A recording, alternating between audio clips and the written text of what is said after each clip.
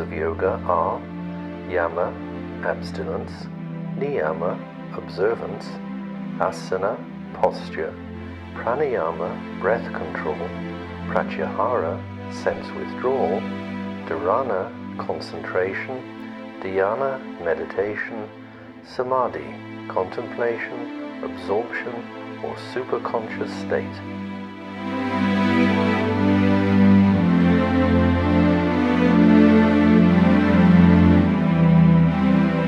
Can't wait for peace to happen. This is the spiritual teaching. You can't wait for it to come. It's already in you. It's a decision. You got it? It's a decision. It's a decision that you have to make. What do I want? Decision. And if you make that clear-cut decision, that at least you have a goal. Then once you got your goal, okay, now this happened today, and I'm feeling very uncomfortable about it. What about that situation is making me feel uncomfortable? Don't ask about anybody else. Because if you know you've done the right thing, you're very comfortable. Well, you know, if you've done the wrong thing, you're like sitting with it, sitting with it. What is it in me that's making me feel uncomfortable? What happened? And you examine, and you check yourself. And then when you get too personal with judging yourself, then you go, okay, so I made a mistake, I won't do it next time. And that's the learning. And that's what Sri Patanjali tells us. Another practice of pratipaksha bhavana, replacing the negative with the opposite positive thought, is to go back into your life and remember how that negative thought, action, word, deed made you feel. When you go back in time and you remember how that action made you feel, then you go, you stop. And you go, it made me feel like that so many times. I need to stop this. I need to change it. And change it. And then you take this wonderful book and the Bhagavad Gita, which saved my life, I would say. in the sense that I know my life isn't mine. I have a job to do, done. You know, don't complain so much, just do the job, right? And, you know, when the more you read, you can see the truth in the words, you know. Bhagavad Gita chapter 12. Knowledge is better than mindless practice. Meditation is better than knowledge. But even better than that is the person who lets go of their action without any expectation. This is extreme karma yoga. That is the highest of all. Without expectation, pretty difficult for a human being, right? So you do your best, but that's the easiest job actually. If you expect a return, there's always disappointment. Have you noticed that in your life? Any of you? But if you do it for the sake of love, good, bad, well, I didn't expect anything, but I did my job. I did my job. And you go to bed, no, I did my best. And who do you have to live with? Yourself, right? Nobody's going to come to your mind and tell you what to do. So where's the divine within you? It's the conscious. My guru would say, it's the consciousness within you. It's the divine in you. If you want to make a pilgrimage, make the pilgrimage into your own soul, your own divine self, your own cell that is connected with the divine. That's where you make the pilgrimage. You start to do things that make you understand you're just an instrument of the divine. As an instrument of divine, how should you behave? That's it. And then we got the yamas and niyamas so beautifully written for us, right? Non-violence, ahimsa, which we covered. Satya, truthfulness, which we covered. Non-stealing, which we covered last week. So now today, these are the things that you need to think about. You know, do I cause violence? Or is violence caused to me? And if so, how must I act? Do I need to walk away from that violence, or do I need to be brave and attend to it and speak up for myself? Truthfulness, the same. Non-stealing, the same. Do I steal people's time? Do I steal people's energy? Or do people steal mine? Do I know when to say no? Or do I don't bother about it at all? It is as it is, which is what you finally come to at the end. Once you do all this examination, you go, you know what? None of it really matters because it's fine. It's all perfect. The plan is perfect. So if they steal my energy, so long as I don't feel it, doesn't matter to me. Doesn't matter, because that's what they were supposed to teach me. And if I don't feel my energy is stolen, I'm fine, right? Do you see? And that's the non-attachment, which people find so hard, but it's actually freeing, It's freeing because you expect nothing, and then if they attack you, it's fine, it's freeing. It's just like, I don't feel anything with it. Nothing happened. You believe something happened, but I don't believe anything happened. It's the way it is. We're all different personalities. We're all different people. We all need to just accept that. Done. Finish. Do you see how easy it gets when you start to live that way? There is a peace that comes into your heart, and and why can you do that is when you connect to that divine within you. When you really know, you really trust that. You really trust that. And it's not about a business. You don't do business with the divine. And most people come to yoga, if I do this, I'll appear so good and I'll get this. You may get nothing for it. But you're happy because you had so much love. But where do you feel the love from? Inside. And that's what I know totally. I feel so loved by the divine. And I feel that all of us, when we connect with that energy, we're given so many tools to deal with life hands out to us. So many tools. We just need to focus on that rather than focus on, the simple pettiness that really lead us nowhere. We go around vicious circles. As my father would say, you get caught in a web. Nalanie, try not to get caught in the web. You don't want to go there. Step back. Right? And that's how you tell yourself, I don't want to get caught in the web. Life is full of webs. Oh, you can't do this, you can't do that, full of webs, you're not good enough. Oh, you're crazy. Oh, you can't live the way you want to live because it won't work. Why? Follow your soul. Half the people I know don't live their lives as they were born with all those gifts because they're too worried about what people think.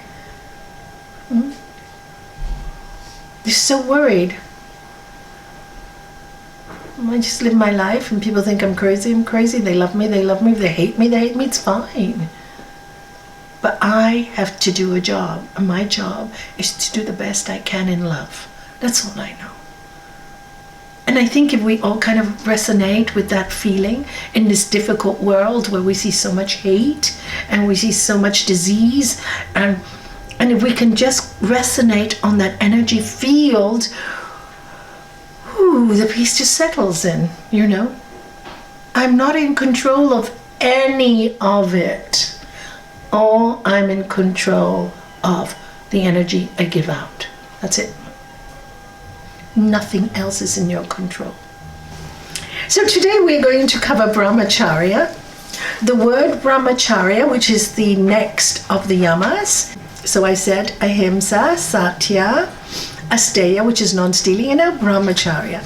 It is often quoted as the practice of continence or celibacy, and there's a lot of misunderstanding in this sutra over the years.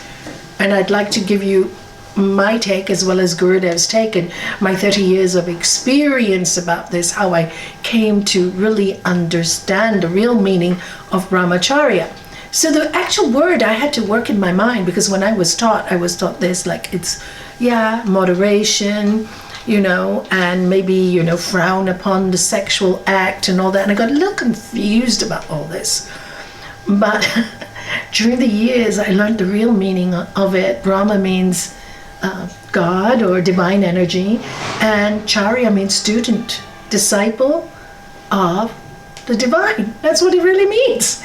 So why did I get so confused about? Because so many interpretations came out that way. And then I read lots of interpretations of this scripture, many different people. And of course, most of them were written by monks, the interpretations, not by householders, not like people like us, who run homes. So I thought, okay, let's see what my journey is. And through my years of counseling, yoga counseling over the 30 years, I learned so much about the real meaning of Brahmacharya. But before we go intensely into it, because it's a really important one that's really misunderstood, I'd like to read to you what Sri Patanjali says. By one established in continence, vigor is gained. Like I said, it's often quoted as celibacy in many books. But here, Gurudev, our master, quoted it as continence. So when you think of continence, what do you think of? When a person's incontinent, they can't hold, correct?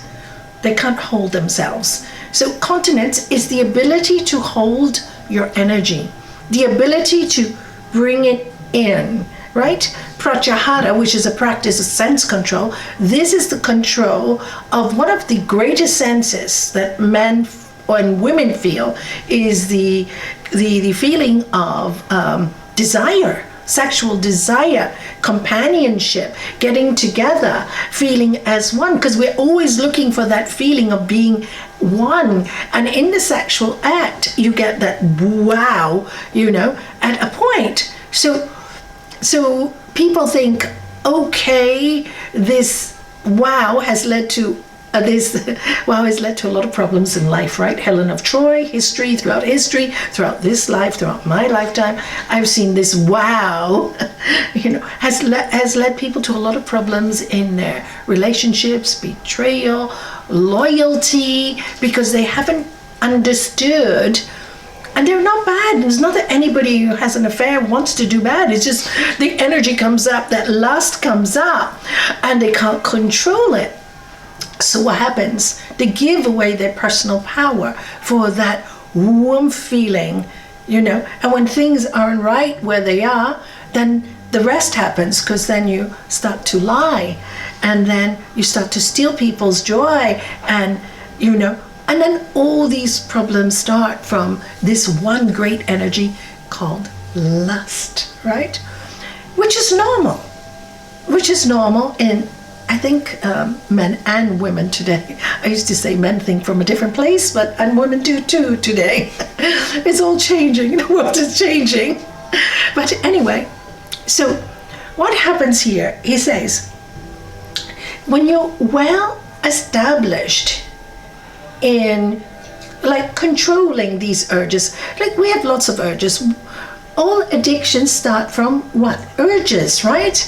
Don't they start from urges, desires? So you have the desire to be liked, the desire for this, the desire for that, the desire for that. Two very big desires that go into the mouth, food, right? That's why so many problems when people are depressed, either they'll eat too much or they'll eat too little food. And the other one is sex, because when you're depressed, medicine, you feel better, food, medicine, right?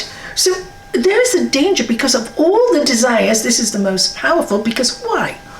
It's when you really eject a lot of semen from the body, and the semen is a hormone that can create baby. Wow, look at that power, right? And that act can create a child. So he just says, really, for those who decide to take up monkhood, whatever, and they want to make that decision, that's up to them. But for the rest of us, it just talks about moderation. And actually, in the Hindu system, it's really interesting, because you put this, and again, all these years, I kind of match all these things up from different things and put them together. We have the 4 stages of life. The first stage of life, they say, is the young age, from until you're, 19, 20, or whatever it is. It changes with the years, but it's called the first stage is the Brahmacharya stage, where you you learn. You use this energy rather than just sleeping around. And you can see how many young people, when they start sleeping around very young, what happens? They don't want to study, they don't want to work, they lose their energy, right? They're focused on the sexual act because it gives them such a drug. So this is, you will see many young people go awry at this because of that. And then they get pregnant, and there's so many problems that come from it. They said this is the age where you should learn and grow and use this energy for your brain, because when you bring the energy up, you can learn a lot. It's vigor, it gives you energy. This is why sports people, I don't know if you know this, they're asked not to have sex sometimes for a week before they're going to perform, because it gives you that vigor. Vigor is gained. Whereas if you give away, this is the most powerful energy of all that we contain. And when we give it all away, then you don't have much energy to do your best, you know? So here is just teaching us that. Moderation, he says. So anyway, so you have the first stage, and you have the next stage, which is Grihastha stage, where you meet a partner, and this is when you really go mad and have a lot of fun. You're young, everything is exciting, and the act is brilliant, and you bring on children, and you have a fabulous time. And then the next stage is the Vanapasta stage, where the body starts to gradually gets older. There's not that anymore. And that's when you start to think of more spiritual things. And in our language we have menopause. You pause. And it should be, and men do that too. It's a time when they pause. But because of all that they hear with the media, oh no, you don't have enough sex, you're not man enough, or you're not woman enough. You know, but naturally the body will slow down, naturally. And then you start to think of more moderation. You don't even have to think, it should move gradually, normally. And there's no guilt, there's no trauma, there's nothing in it. It's just a beautiful relationship, you know, and it happens when it happens, and it becomes really very pure. And this is when you think of all, you know, higher aims, you know. The next step is going to be my last stage, and we call this sannyasa stage. What does that mean? Okay, maybe I have 10 years left or 20 years left, whatever it is. How would I like to live the rest of my life? Because the next step is grave time or burn time, right? So how would I like to live it? So the focus goes all the way inwards. Now some people do that by, like in the old days, going to the forest, retreat away. Others do it by taking less and less on in their life, just spending more time in solitude, quiet. And really, the older you get, you're more fussy about who you spend your time with, naturally. You did all the partying and all the other stages. Now you're just happy to just be, just sit, and, you know, just do the simplest of things start to make you really happy, because you can see, you know, that there is a dead end anyway in anything you get attached to. It's all dead end. Da-dun, da-dun, da-dun, da-dun. Peter Sellers, you're all too young for that, but that was my time. And so, you know, it is a dead end. You know, with this contemplation, with this study, you grow, you see the truth, you really see the truth. So then comes a different stage in your life where everything you do, you want to do so well in love, because now you're dedicating this instrument. You've realized it's an instrument. You've seen people die, you've seen trouble, you've seen all kinds of problems in your life, and you go, all the drama just makes it worse. So you don't want drama. You want simplicity. And that simplicity actually is so easy. It's so easy. And you go, why didn't I do this years ago? It's so easy. I just have to live every day. I'm given a task. Whatever task I'm given, I've just got to do it to the best of my ability. Done. Doesn't matter what the task is. You're called to do something every day, you know. Isn't it true? We're called to do something every day. Sometimes we'll say there's a day we have nothing to do. Phone call, come change today. and it's important. It's always service. It will change our day, otherwise we don't. But and it always turns out better for us because we end up feeling really happy, excited that we made somebody's day better. And really the silent day was meant to be that great, crazy, brilliant day, you know. So, you know, then you really start to see that the plan is really quite perfect, okay? So here it's talking about moderation with this energy. And when you are moderate, then you enjoy things more. My master used to say, if you feast every day, there comes a time when you feel sick. You feel sick, you've had enough, you know, isn't it true? I mean, go on holidays, how many know this, right? You eat out every meal, and then when you come home, oh, I just want simple food. I don't know if you feel that way, but I definitely do. Give me some steamed broccoli and I'm the happiest girl in the world. You can give me a meal that's fit for a queen. That's how I always feel when I come home. Broccoli with a bit of soy sauce and ginger. Delicious. Because when you feast so much, it is really, the body's telling you, it's enough now. So it's the same with sex. If you feast every day, there's kind of like no appreciation. It becomes like an addiction. Get the quick high, I want it again. Get another high, get it again. Get another high. High highs bring low lows. So what happens is then, it's like Gurudev said, actually, somebody was writing about what he had said at a talk he was giving about Brahmacharya. I think it's Reverend Jagannath who wrote this. And he said, you know, when he was teaching this, somebody in the audience got up like this. So what about us householders? What do we do? Do we, you know, do we become more celibate? What do we do? Do we enjoy sex? He said, no. Have the best relationship. It's like having a romantic dinner. And if you want to have a romantic dinner, you prepare the day, you make everything beautiful, you light the candles, you make the meal beautiful, and then you have the perfect act of eating everything together in so much love and service and joy. And I thought that was the most brilliant explanation of having loving sex that I ever heard of, making love that I ever heard of. Don't you think that's beautiful? And when it is like that, it is so beautiful. It becomes the best feast of all.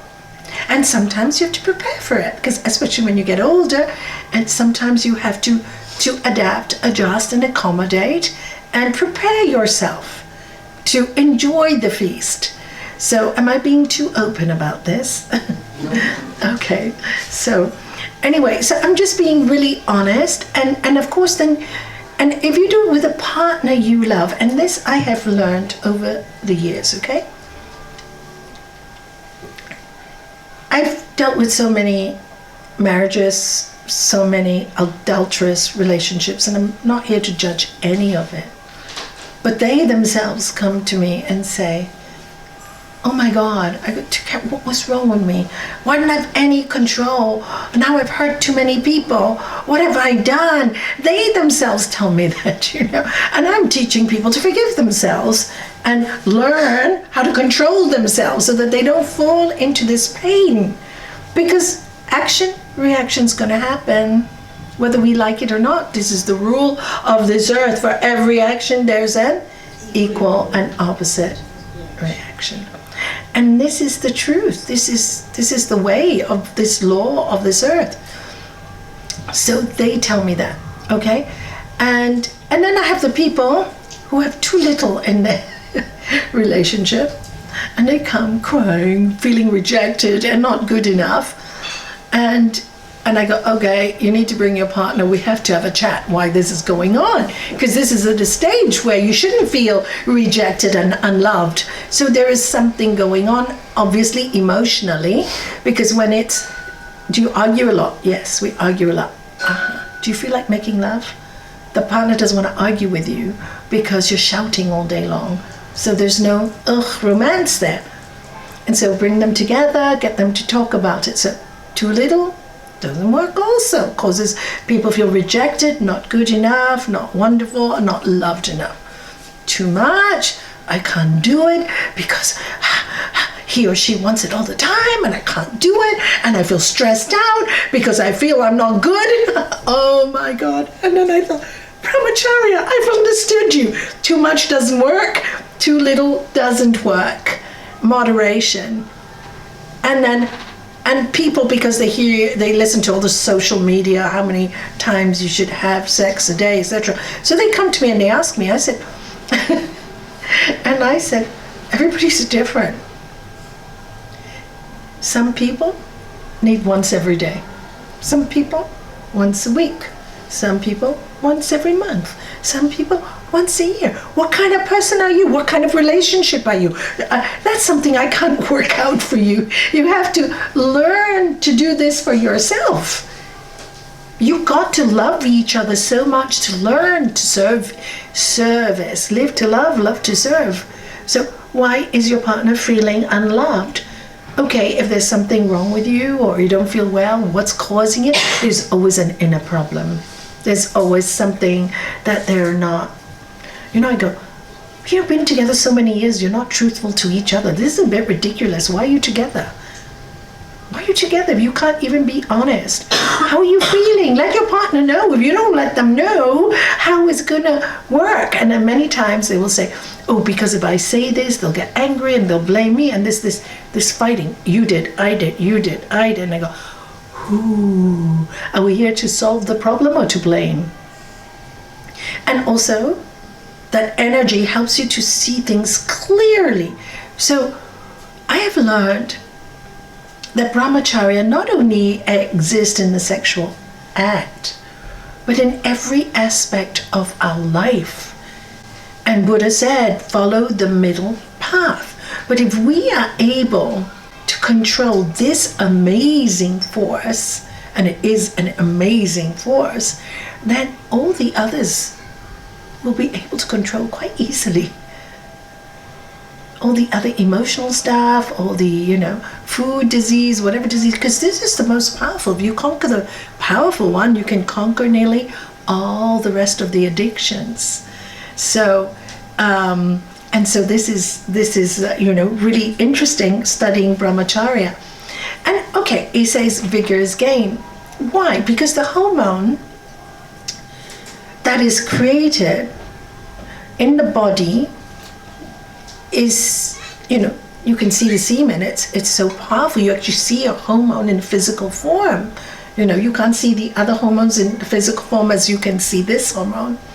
So if it is not just used without thinking, what happens, your energy starts to go and you start to lose your energy. And I've seen this in prostitutes, actually.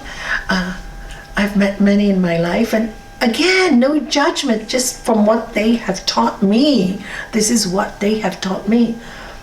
They're drained. When they're 41, 42, they're drained, and the skin is all dry. The face is plastered and it looks dry, and there's a sallow look in the eye. It's like they're lost souls. And then you go, and then you can see that all the energy has been drained out of them. And then my job is to help them how to restrain for a while and to build up their energy. Breathing, pranayama is wonderful. Build up your energy. Pranayama is good for all of us. We should do pranayama every day. Even if you don't want to do the practice, every few minutes, like even now when I'm talking, you can take a deep breath. Hold it. And exhale slowly through the nose.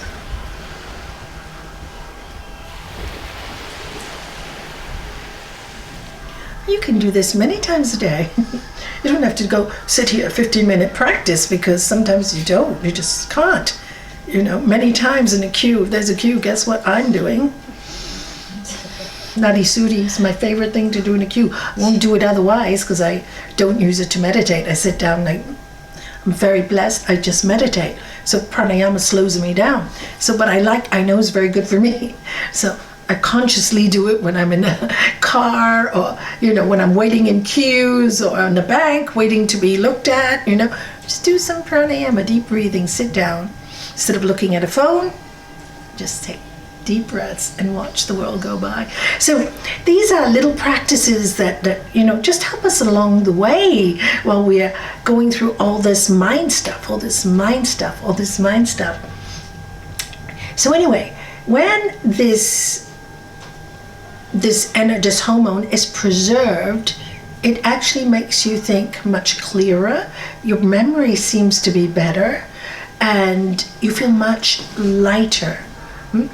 So this is what he's saying, and then vigor is gained. And this energy is called ojas, like the ozone. Ether comes from universe, and then it turns into what they call tejas. And as Gurudev says, it makes a person glow because it's preserved energy, only used when it's used in love. Only used when it's used in love, and then it becomes sacred. It's the most sacred gift that we have been given on earth when it's in love. And the people who see me tell me this, they say, this time, Nalanie, was different. Why? I don't know. You're in love with this person. So in love. Difference. The other times meant nothing. They meant nothing. So this is what I've learned.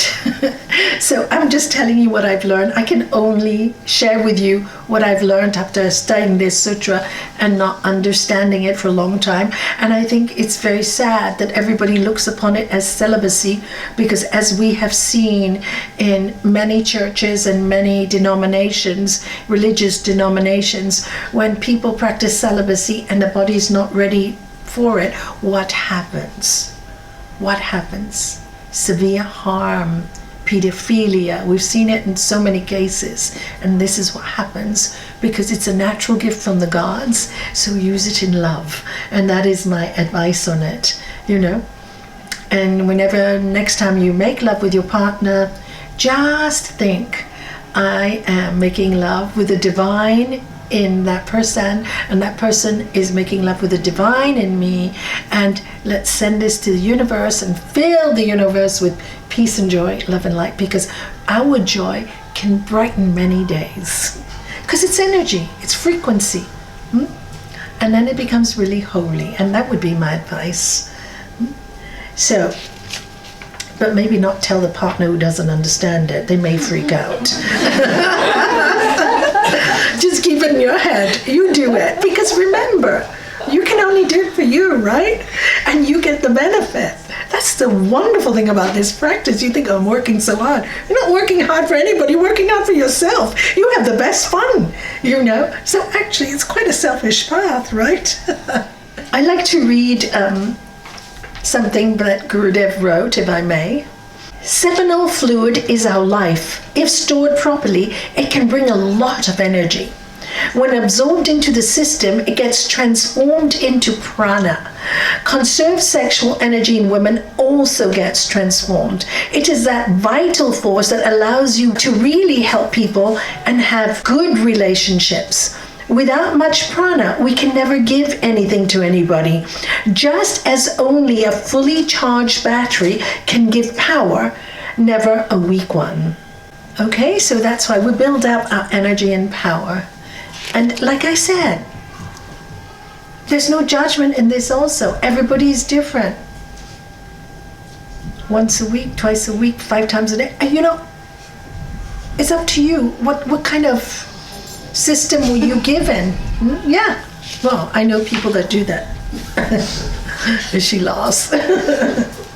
And that's a big problem. That's when it causes a big problem. That's how I know it causes a big problem. Maybe not 1 or 2 days, but you do it for a few days, it causes a big problem. So anyway, so this is my explanation of Brahmacharya and what I have learned from this wonderful science. Because when we work with the body, it's both ways, yes? We can work with the mind and control the body, but sometimes that's so difficult. So we use the body to help the mind, like in the Hatha Yoga class, right? You start stretching, the end, deep relaxation. And your mind is now quiet.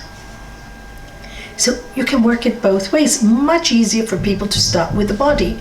We're all different as well. For me, it was much easier for me to start with the mind. We're all different. So know yourself is what you need to know. And that would be my advice to all of you. Know yourself well. And then you know what exercises and what practices will serve you. Sutra 39. When non-greed is confirmed, a thorough illumination of how and why of one's birth comes. Hello? And when I first read this, how can non-greed show me how and why I came to this birth? How can it show me that? And again, after years of reading and studying on my own, lots of different texts, till I put them all away and absorbed all it, and everything started to make sense. Okay, so what is the problem of our earth at the moment? What is it? Can it be said greed? Greed. I think everybody just wants more of this, more of that, everything more. And nobody's happy with nobody's content these days. Everybody wants more. And young people too, right? They have the iPhone, next one comes, I want the new one. Everything is want. And you know, as Gandhi said, God provides our every need, not our every greed. And so when we are wanting this and wanting that and wanting that and wanting that, our mind is clogged, isn't it? Because if any of you understand desire, watch your own mind. And that's what I did. I found out all my problems were in my mind. When I wanted something and I couldn't get it, I do this, your fault that I didn't get it. I used to tell my husband, you know, it's your fault. And I came to Gibraltar in 1975. You brought me here. I would have such a good life if you didn't bring me here. And look, I had the best life thanks to him. But I couldn't see that I had everything I needed. Like I said, a plate of food, a bed to sleep on, these are important things, a roof over my head. No, that wasn't enough. So, and of course, when you think like this, the person that suffers is yourself. And so when I started meditating, I realized it was me that was creating my own hell, nobody else. I was put in the perfect place to learn to grow spiritually, to adapt into all kinds of lifestyle. Wow, how lucky in this lifetime. How many people I know that don't have the luck to go through what I did through, which at that time to me was very painful. But I look at it now and say, wow, I rode that wave. I came through it. I feel so proud of it. You know, I feel so proud I didn't leave. And my husband said to me, well, darling, why don't you go back to Hong Kong? And because that's what he did tell me.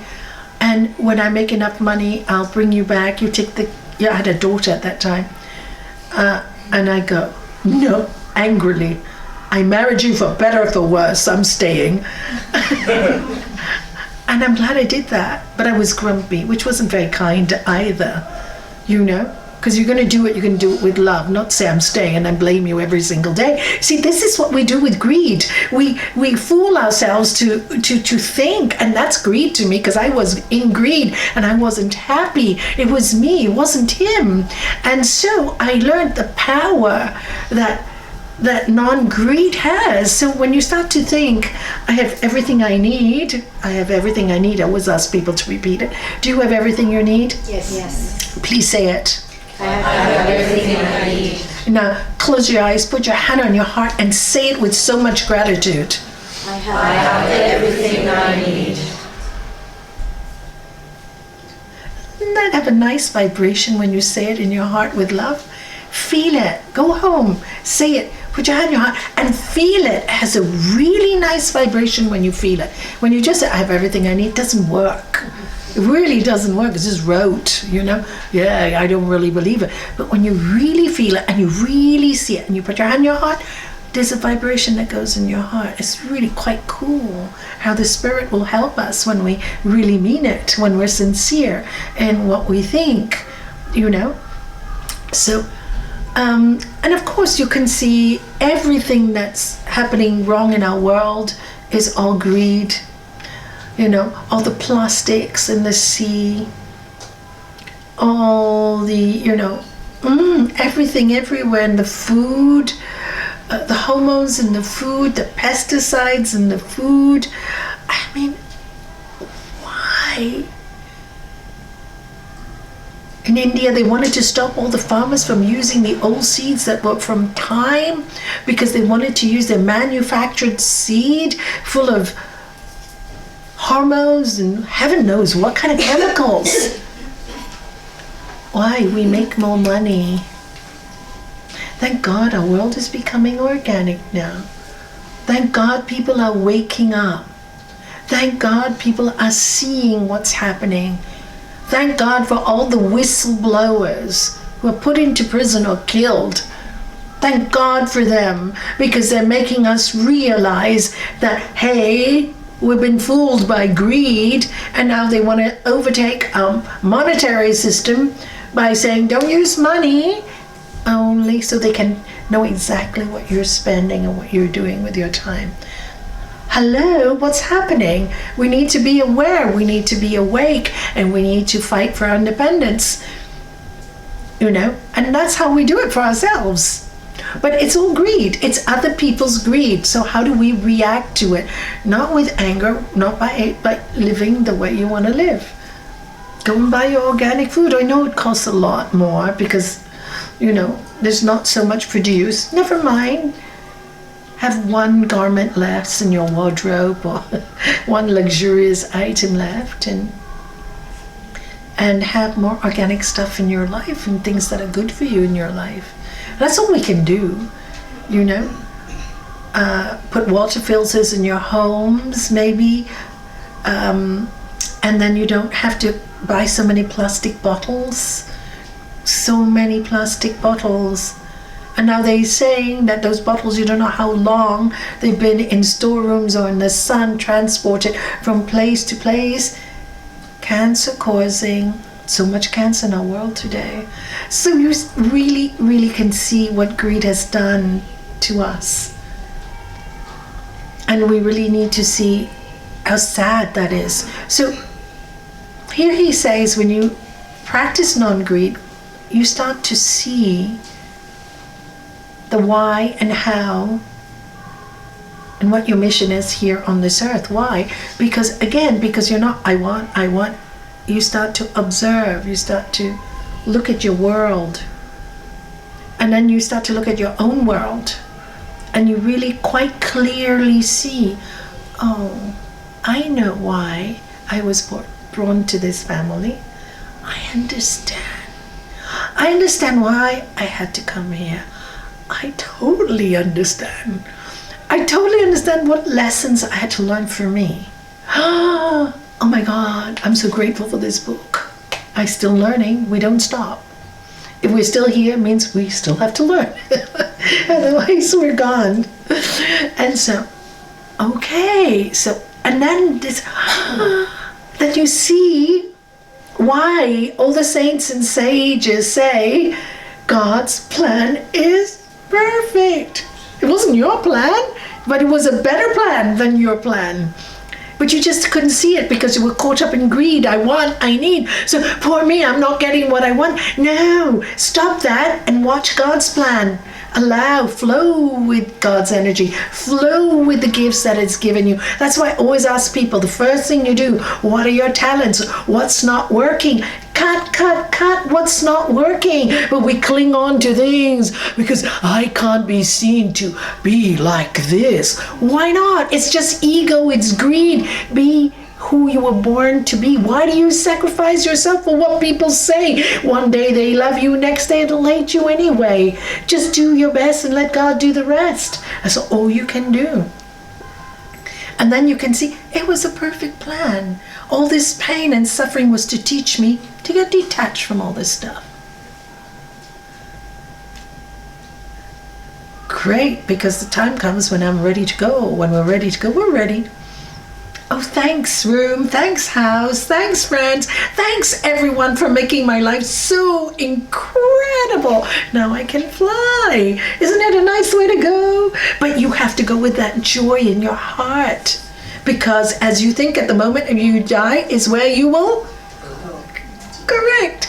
And you can't last minute, if you're grumpy and grouchy and believing the world's against you, suddenly do it. You can't. Not possible. But if you practice now, and when you get there, it's natural. It's just natural. It's nothing to worry about.